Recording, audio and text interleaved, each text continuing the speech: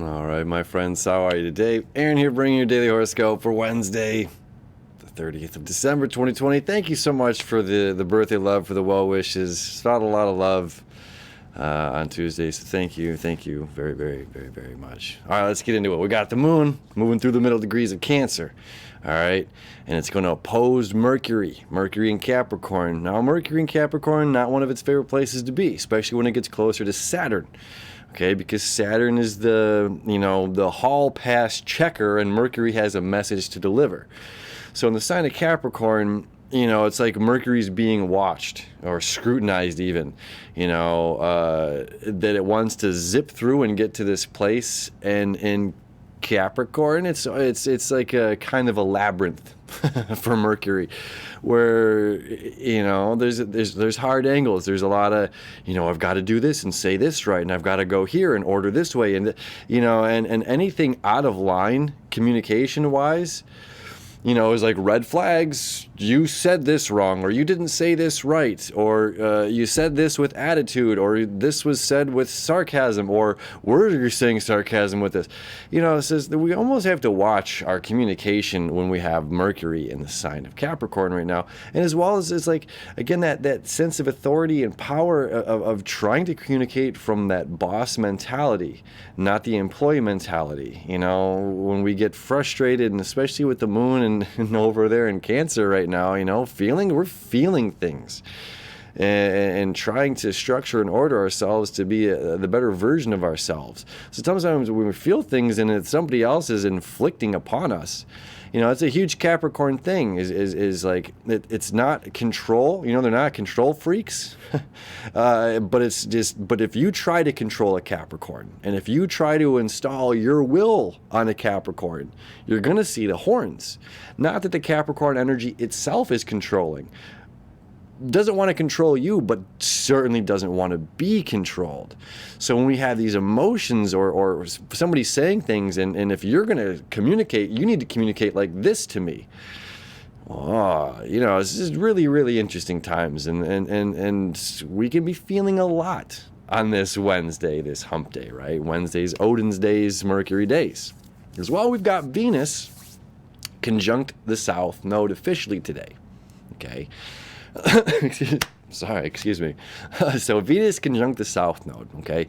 Venus in Sagittarius, in and of itself, is about an abundance of joy, an abundance of love, an abundance of feelings, an abundance of what we value, and feeling the love, feeling the bliss, feeling the joy, feeling abundant.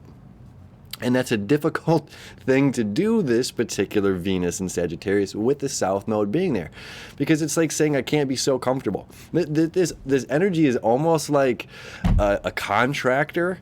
I don't know if you're a contractor, you'll get this. If you're an entrepreneur at all, where your off days don't feel like off days because you don't know when your next work is lined up.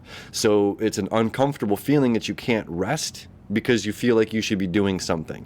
Does that make any sense? So it's like, well, there's joy. Venus is what we value, and the sense of joy and abundance and more of something that the sign of Sagittarius brings.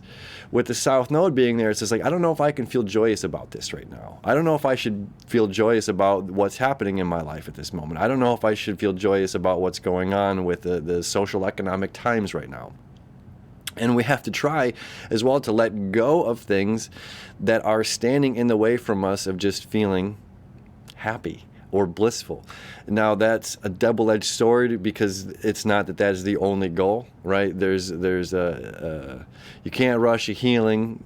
Darkness has its teachings, okay? But ultimately, the human experience wants to live a life of joy, not a life of misery. It's the cross I bear, man. Every day I open my eyes. It's like, that's not, So darkness has its teachings, and pain and trauma have its beauty to it. But ultimately, we want to live a joyous life. So what is going on in our lives that we need to let go of right now? Now look at this. Let me show you. This is where the cool stuff kicks in, okay? So not only get this Venus South Node conjunction happening today, okay, that's creating a little semi-square over here to Saturn, okay, in its second home of Aquarius, saying we need to be focused on the future. The future is bright and glorious and abundant. This is where Jupiter's at. The future with Saturn. They're making new things happen here, okay? So this little semi-square, this is like, dude, you know, don't let your emotions run you. Don't let your emotions rule you right now. There's bigger things going on than your current emotional fare. And that can sound rude for me to say that, but I am a part of this, okay? My emotions are just as, they're, need to be shut up just as much as anybody else's, all right? So we got this little square going on. It's just like, hey, ignore this, not ignore, but let go of some of these feelings of, something we've been talking about all year, not being good enough, smart enough, not feeling pretty enough or handsome enough or whatever, right? Okay, it's like, just let it go. Just be, just exist. Be happy with the person that you are, all right. Now further, North Node, Mars septile. So where we have this square happening here, which is saying bringing balance, okay? We're going to have to release things in order to enter this new age, right? Same with our dreams. What dreams are we willing to get rid of? What dreams are we willing to stay focused on? Okay? Dreams being squared by the nodes. We can let go of this old love, this old thing that we valued to open up for this new.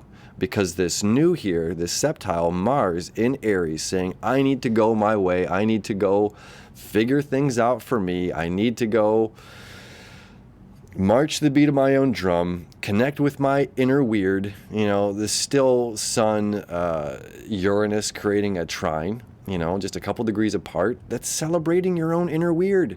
That's celebrating doing things differently, celebrating your own, uniqueness. Okay, and we feel so much. Not only, we're not going to fully get there, but everything that we're feeling today, again, we're caught between these crossroads, the past, the future. The future I must go on this place of the future.